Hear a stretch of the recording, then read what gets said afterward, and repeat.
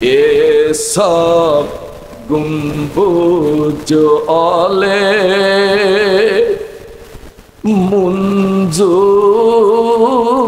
दुआ करना जब वक्त नजर आए दीदार अता करना।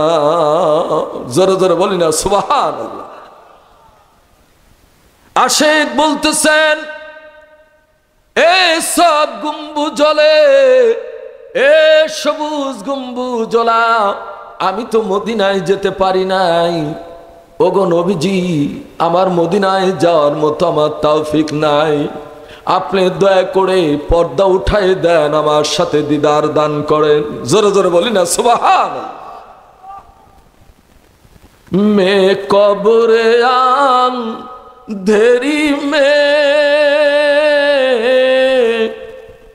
घबराऊं जब तंग हो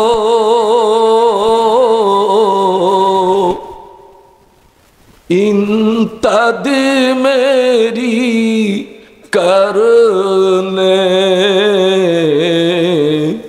आ जाना रसूल अल्लाह। जोर बोली ना सुभान अल्लाह। मैं कब्रे अंधेरी में घबराऊं जब तंग हो। कवि बोलतेছেন आशिक नबीजीर आशिक कवि नबीजीर आशिक आला हजरत তিনি এই गजलटा তিনি रचना করেছেন। मैं कब्रे अंधेरी में घबराऊं जब तंग हो इंतद मेरी करने आ जाना या रसूल अल्लाह।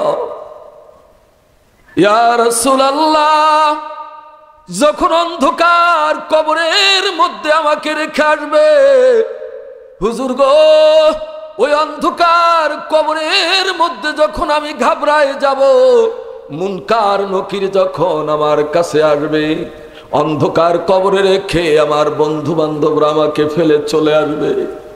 কি বাবারা আজকে স্ত্রী স্ত্রী করে পাগল হয়ে গেলে, সন্তান সন্তান করে পাগল হয়ে গেলেন।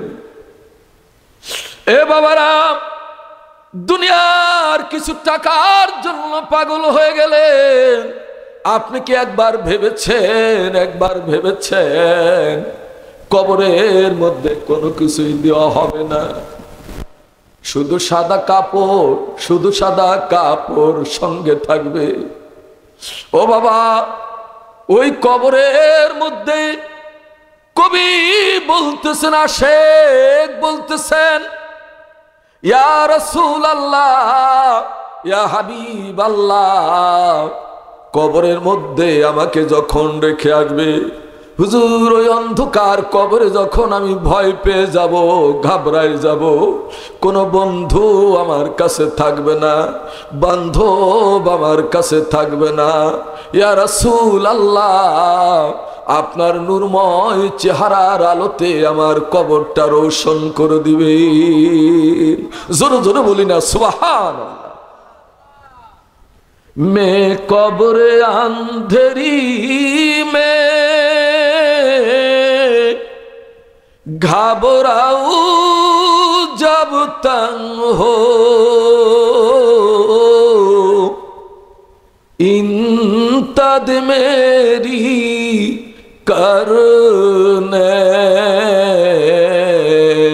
आ जाना या रसूल अल्लाह।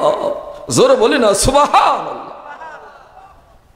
আমার নবীজি যার কবরে আমার নবীজি যার কবরে সাক্ষ্য দিবেন তার মতো সৌভাগ্যবান মানুষ হবে না। সেই মানুষটা তো জান্নাতি মানুষ। কি বাবা?